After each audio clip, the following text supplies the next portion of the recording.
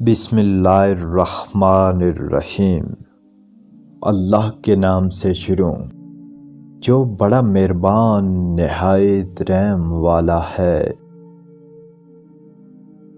اچھا انسان وہی ہے جس کی سوچ تعصب سے بالا تر ہو۔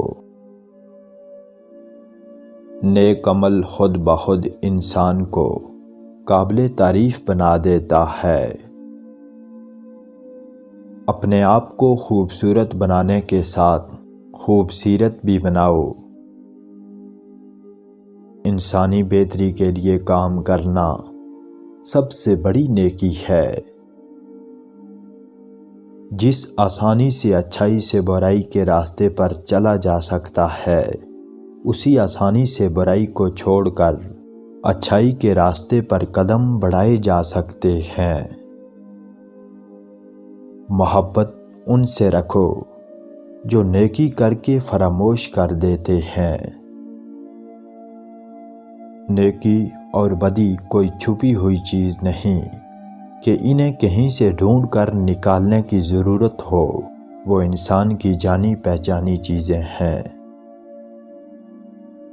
جب نیکی کی ہوائیں تیز چل رہی ہوں تو شیطان اڑ جاتے ہیں۔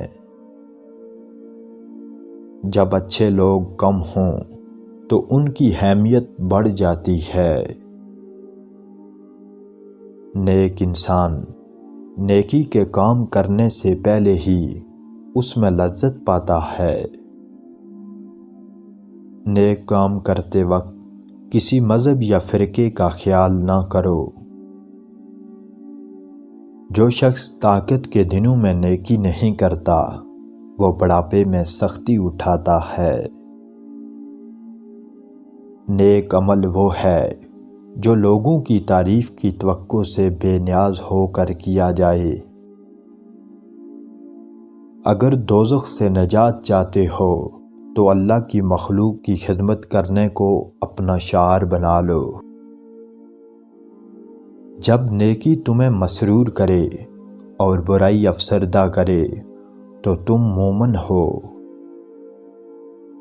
دوسروں کا بھلا کرتے ہوئے تم یہ یقین رکھو کہ تم اپنا ہی بھلا کر رہے ہو۔